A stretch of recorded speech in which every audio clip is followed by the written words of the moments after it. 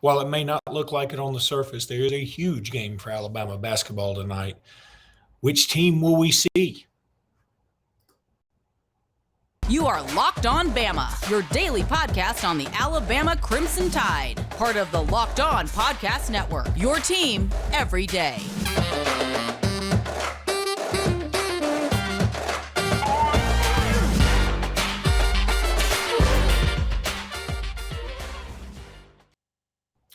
Hey, everybody, and welcome back into Locked On Bama. Luke Robinson, that's me. Jimmy Stein, that's him. Jimmy, how are you today? Pretty good. It's game day. It is game day, and we certainly want to talk about Alabama against Vanderbilt. And you know what? Let's go ahead and do that, I guess. Let's just go ahead and jump into it. First of all, Nate Oates talked about the Darius Miles situation yesterday. That certainly could have an effect on tonight's game. And Nate Oates, there was one cryptic message in there where he said, he was asked point blank, were there any other players involved? And Nate Oates said, hey, look, everybody will be available for tomorrow night's game, meaning tonight's Vanderbilt game.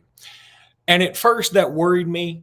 On second thought and more reflection, I don't think it worries me, because what else is he supposed to say? If he says anything definitive, it could get him in trouble. And I don't think because he didn't give a yes or no answer, it is necessarily a bad thing at all. I think that he is just going by the book and saying, look, it's an ongoing investigation. I can't say anything. I mean, essentially. And he's just saying everybody is available for tonight. So I'm going to take that at face value and take it as good news. Well, everybody being available for tonight is good news. Certainly didn't want it to see it go the other way.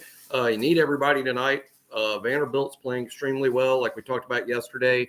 Schedule luck is a big part of things, and it seems like we're playing their best basketball of the year. The real question, I think, for everybody, I don't think there's a question, Luke, about who's the better basketball team. Alabama's going to be a big favorite. Even though it's a road game, I think we all know. I think Vanderbilt will tell you who's the better basketball team. But I think the real question is, where's Alabama's head going to be? Is Alabama going to play in a funk? Or are they going to be not focused? I think that's the real question tonight, about the mood and the psyche of the team and the attitude of the team. It's not about who's the better team. I think we all know the answer to that. Yeah, we do. And Alabama is about a 9-point favorite tonight, which I think is about right. I want to get more into the Alabama Vandy basketball history in the next segment. But I think you hit on something I wanted to say with my thunder, that Alabama tonight either comes out in a complete fog and just, they just don't look like the same team we've been seeing, or I think this galvanizes them even more. I hate to be, it's got to be this either or, but that's the only two ways I see this going. I don't think you can come out and just play okay basketball, better than okay, or something like that. I think this team is either going to come out as hot as they have been and play awesome, or I think they're going to be a little lost out there. And I get either direction, because look, in the end, no matter what you think of the Miles situation, and there are some people out there who have convicted him already, which is just wrong. You shouldn't do that. I was coming from Birmingham to Alexander City to work this morning, and I switched it over to a news station. I won't say which one, a national news station, because I was a little tired of hearing about the whole Miles thing. I just respite. And the first thing on the news, and this was a national news channel, by the way, on Sirius XM, and it said, former Alabama basketball player Darius Miles charged with capital murder for the shooting death of, and the way it was phrased made it sound like he was definitely a shooter, which, again, it's a horrible situation all the way around. I'm not trying to get lost in semantics, but it just made me think, gosh, this thing just takes, all these stories go 100 different ways. The rumor mill is working overtime. And so I certainly get it if the team is like, God, sort of we don't know what to think, and therefore it's hard to concentrate on basketball. And again, no matter what you think of Miles, this guy was a friend to a lot of these guys. They probably are as surprised by this as we are. Is my take on that. Now that's just me guessing, but I believe that's probably a very fair take. There have been some friends of my close friends who have done things I didn't think they were capable of, for sure. So, and it does take you back, because I mean, you think you know somebody sometimes, and sometimes they get involved in something you didn't know they were even capable of. So, I think that the team could look at it like, oh my gosh, one of our best friends is in a lot of trouble, and it makes me sad, and it's hard to concentrate on basketball. Or the reverse is true, that they go, hey, the basketball court may be the only place we get a reprieve from this. We are getting hounded by everybody. All of our friends are asking what we don't know, what's true, what's not true. But if we get on the basketball court, we're just playing basketball again, and we can cut loose. So I'm hoping certainly it is the latter. And I'm hoping that this galvanizes the team. It might. Sometimes things like that bring a team even closer together. The thing that's impressed me about this team so far, Luke, before the events of late Saturday night, is their mental toughness. They seem like a really mentally tough team. There has not been a dip in the season. They started the season playing great, and it's never really changed. Even in that they just have. I would say maybe that UConn game they didn't play so well. But look who you're playing. So I think the mental toughness is obviously really going to be tested. Even physical abilities will be tested to a degree, as we know we've always struggled when we played in Nashville. That's probably the gym where over the years Alabama seems to have played worse there than any other gym in the league. And you hope that doesn't continue. But really, it is exactly what you said. It's a test of the mental toughness, the attitude, the psyche. I call it the biggest challenge of Nate Oates' career is to keep this team on the track they were on, and we'll find out tonight at 7:30 if they do. By the way, I want to tell everybody to go check out Locked On College Basketball. That is, of course, in the Locked On family. And they do a great job. And in fact, I just noticed, and I can't wait to watch it, their latest episode talks about, should Alabama be the number one team in the country or the best team in the country? And so that certainly would be something worth watching. I know I'm going to watch it. Locked On College Basketball. You get this podcast, you can get it on YouTube too, because that's where I saw it. Locked On College Basketball. Go check them out. Also, I want to tell you about BetOnline.net. Look at the little crawler if you're watching on YouTube. BetOnline.net is where you want to go to get that bet in, all the latest odds, news, and scores. They got them at BetOnline.net. You can bet on anything you want to. You could have been betting live on any game. You could have been betting on that Tampa Bay Dallas game last night, which was bizarre. It's kind of a weird game, or the Chargers and the Jaguars, whatever. But you got the plus coming up this weekend. You got the Chiefs and the Jags, and you got the Eagles and the Giants. And I mean, you got a bunch of fun games, Cowboys and Niners and a throwback game, Bills and Bengals. How awesome is that? Go take care of those games. You want to bet a little bit on them at betonline.net. And it's so easy to pay in, even easier to get paid at betonline.net. Betonline.net is where the game starts. Jimmy, we all know how good Brandon Miller is. I mean, we have waxed poetic about Brandon Miller for the whole year. I told you I saw him in the scrimmage before they went on the European tour, and he was amazing. And I just thought it was almost too good to be true. Unbelievably, he's better than we thought. Not only is he leading the league in scoring at the SEC at 19.5 points a game, he was just named SEC Freshman of the Week for the 5th time. To put that in perspective, last year, Jabari Smith, who was awesome, was SEC Freshman of the Week 6 times over the course of the year. We haven't played half the SEC schedule yet. So you'd have to assume Brandon have several more chances to get in there and make several more awards like that. But here's a stat that absolutely blew my mind. Now, I'm going to give credit where credit is due. This comes from a guy named Jared Burson. His profile on Twitter says, college ball is the best, proud University of Michigan alum, proud ESPN alum. I don't know how you become an ESPN alum, but he is one apparently. Here's his stat. Here's the stat he threw out there. Alabama freshman Brandon Miller is on pace for more than 650 points, 275 rebounds, and 110 three-pointers this season.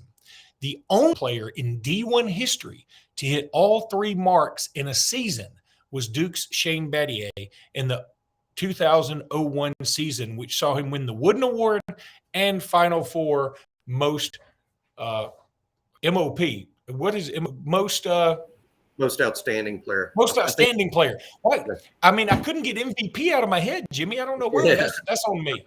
I guess I call the Final Four MVP the most outstanding player of the NCAA. Yeah. I think it's the most outstanding player of the NCAA tournament, which is that's right. The Wooden is the Heisman, and MOP is what you do in the NCAA tournament. Well, that's an unbelievable statistic.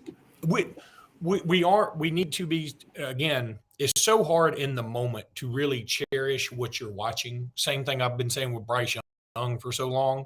Like we don't know what we were even seeing. He's incredible. And I'm going to tell you something, when the draft highlights, when the NFL draft comes around and they start showing highlights of players that are about to be picked, and Bryce Young's probably going to be the number one pick if the trades go through, they're going to start showing highlights and we're going to go, oh my God, he was so much better than we remember going to happen. And this is what's going to happen with Brandon Miller. He's just unreal. That statistic just blew my mind. Now, I want to talk a little bit about Alabama-Vandy. Of course, tonight, as I mentioned, Alabama is a 9-point favorite. Vanderbilt did beat Alabama last year, as you mentioned in the previous podcast, 82-76. Has won 5 of the last 7 games. But, Jimmy, do you know what the all-time record is? In Alabama-Vandy? Yeah. I do not, but let me guess, because, man, that's going to be tough to guess, because I got to first start out with the idea of how many times have they played. I got to be in that ballpark. I'm going to say that Alabama versus Vandy, I'm going to say Alabama has won 55 times and Vandy has won 25 times. 55-25. Is 59-53 in favor of Vanderbilt. Wow. Yeah. Wow. Completely picking out of the blue. I sort of got there with the amount of games. Almost. Because you came within a few numbers of one of the numbers, I came within a few numbers of I one of found the that numbers. to be Wow. So outstanding. Vandy, that tells me, Luke, that early in the series, let's go back. I bet there was a stretch in the series. Let's just going to assume that was in the 60s. That Vandy routinely beat Alabama. I would, because I don't think Vanderbilt beats Alabama more often over the last 20, 25 years. I don't think so. They did have a 3-game winning streak in 2015, 2016. They played twice in 15, once in 16. They had a 3-game winning streak in 2010 to 2012. I mean,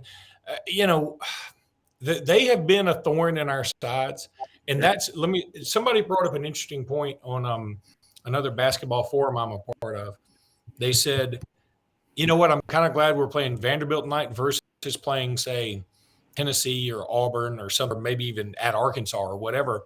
Because look, if you're gonna have to deal with what happened this past weekend, the Darius Miles situation, if you're gonna have to deal with that, you'd probably rather play a team that you can beat with your B or B minus game. Like you couldn't go to Neville Arena and beat Auburn with a B minus game. I believe that, or go to Tennessee in Knoxville, Thompson Bowling, and beat Tennessee with a B minus game. So Now the downside is if we're in a bad enough funk, we lose to a team we know we shouldn't lose to. That's certainly the downside. But I prefer to have a game against one of the league's worst teams. I mean, certainly I would prefer to play Ole Miss or South Kakalaki, but it is what it is. We get Vanderbilt. They are not awesome. They have won their 2 SEC games at home this year. And they did put up 63 in the second half against Arkansas in their last game. And what's interesting about that, we were going ballistic about how hot Alabama was, scoring 59 in the first half against LSU. Vandy put up 63 on Arkansas in the second half. Yep. And it's the last half they played. Again, that's the team we're getting. Against a little bit of some unfortunate schedule luck in that way. But it is a team Alabama can out-athlete. They don't have a Brandon Miller. They don't have even a Noah Clowney.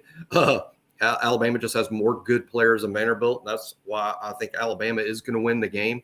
I sort of like the idea of, hey, Alabama never, if you're ever going to show some mental toughness, it has to be tonight. This team seems to really have that.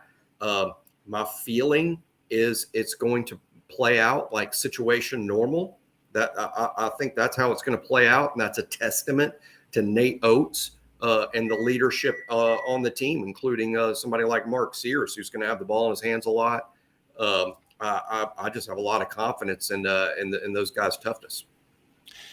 I'm going to throw this out there too. I think two guys are key tonight. Brandon Miller is always a key, so I mean it's hard to even, don't even say he's a key. Okay, I think Mark Sears and maybe Noah Gurley are two huge keys tonight. Mark Sears because he plays more minutes and he's an elder statesman in that he's played a lot more college basketball, and Noah Gurley because he's been with the team, I guess, the longest. I guess he's the guy that's been with the team the longest, right?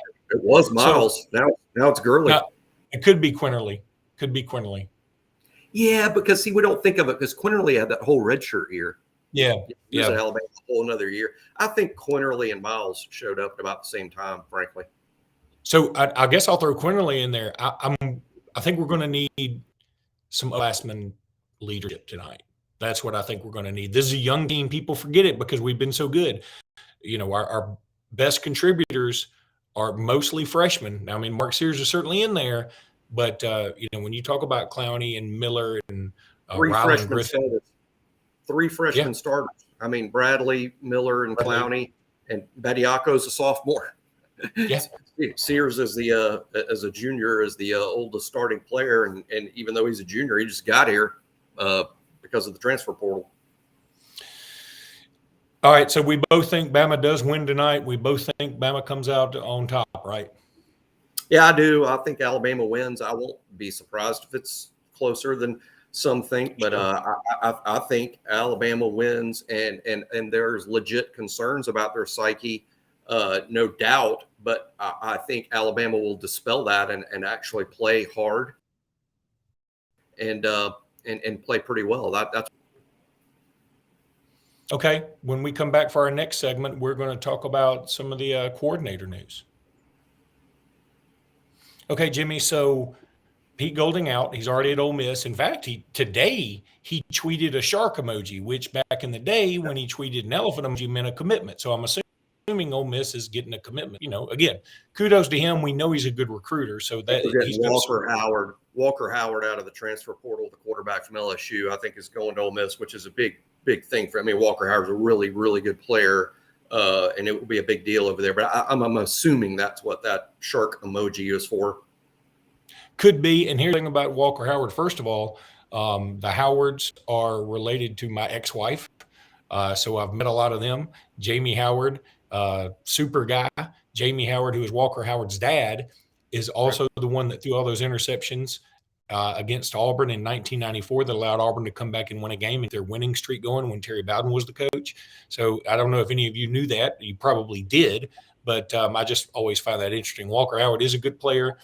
His going to Ole Miss be a big deal because it looked like for all the world he was headed to TCU for a minute. So now he's headed to Ole Miss apparently. But Pete Golding gone. I think, look, I was on a show this morning out of Montgomery, and the host, who will remain nameless, just so people don't send him any hate mail just in case, we were talking about potential hires for Alabama's DC.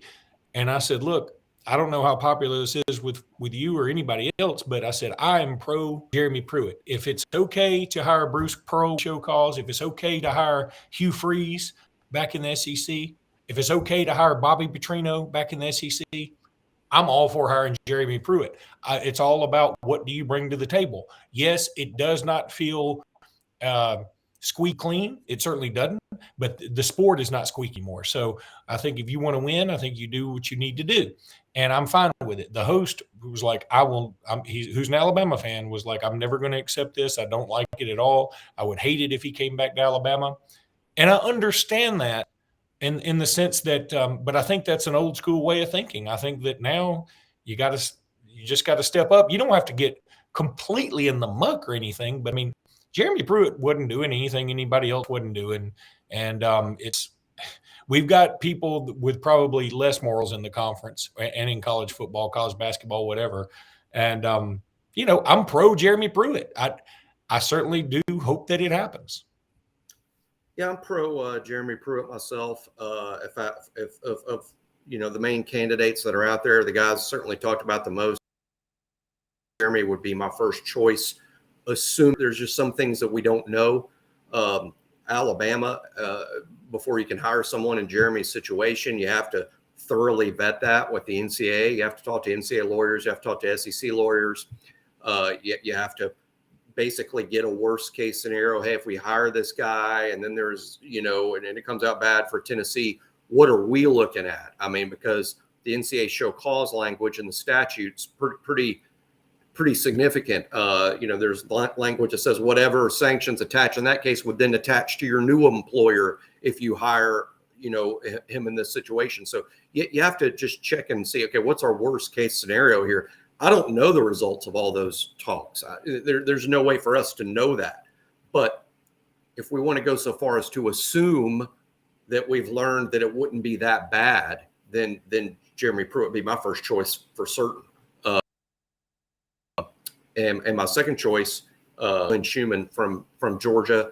And frankly, as we record this, I mean, our information changes all the time. But as we record this, I suspect that it's going to be either Glenn Schumann or Jeremy Pruitt. And there's a scenario in which it could be both, in which you hire Schumann to be the defensive coordinator and Pruitt as an analyst or a position coach, because that might make the fallout from the NCAA investigation in Tennessee even easier, because now he's not in such a high position of power like a defensive coordinator. So I think it very well could be Schumann and Pruitt. I think is something that could happen. But that's all coulds, shoulds. We'll see. But as we speak, Luke, I think those are the two most likely guys. And then I'd throw in, maybe Jim Leonard from Wisconsin, maybe Jimmy Lake from Washington, maybe Derek Ainsley. The first four guys you mentioned, I think if you get them in any combination on this staff, it's a home run. I hate to use baseball terminology with ball, but that's a slam dunk, icing the puck. I don't know. Is that bad? I think icing's bad. Okay, now let's talk offensive coordinator here for a second. Okay.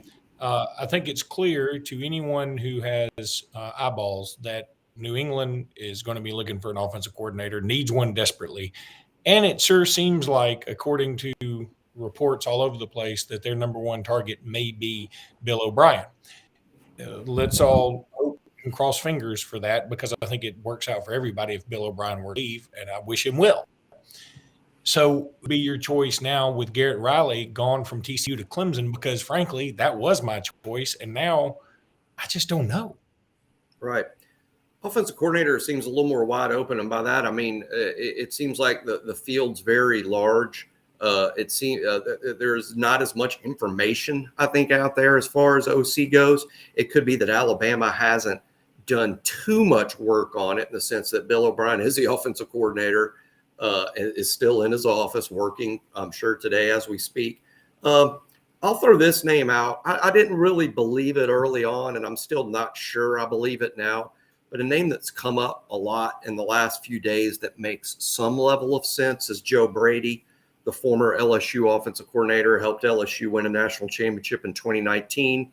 He then left LSU to go to the NFL, which is his stated preference, by the way. Joe Brady has not been shy about saying, I kind of prefer the NFL to college football. And that was before the portal and NIL.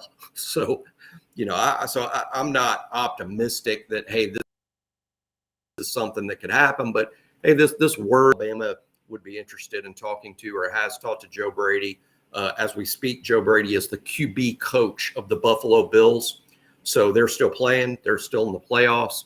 And you can't really formally talk to him under NFL rules until his NFL season is complete. Brady's really interesting because he's been in the league. He obviously had a ton of success in his 1 year in the league, winning a national championship. As we look back at LSU team in 2019, Joe Brady, as you look back on it, you see, they had Joe Burrow and Jamar Chase and Clyde Hilaire at running back, and it's just a ridiculous accumulation of talent LSU had on that team. So, but that name's come up. I have some doubts again. He has a stated preference for staying in the NFL. He's currently Josh Allen's QB coach, that's a great job because how much work do you have to do? Hey, Josh, go out there and plan it again. Yeah, sure, coach. And then you look great. So he's got a good job. He's in the NFL.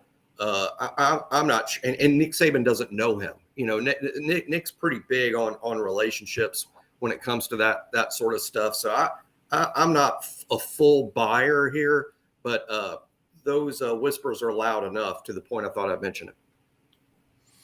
Yeah, that team also had Thaddeus Moss on it, who was out of bounds, by the way. Everybody remembers LSU, Alabama 2019. Anywho, Alabama wins again. Yeah, revisionist history.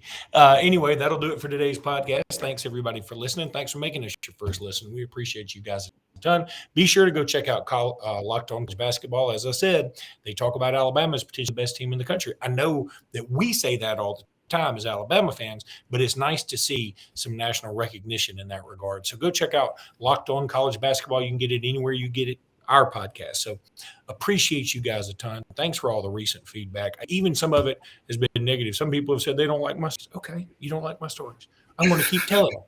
I don't mean that mean. I've heard all your stories, and I like the retellings. Yeah, and because they change. Sometimes they change. When you get older, you make the story even better in your mind. Anyway, Jimmy, we will talk tomorrow. And until then, roll tide.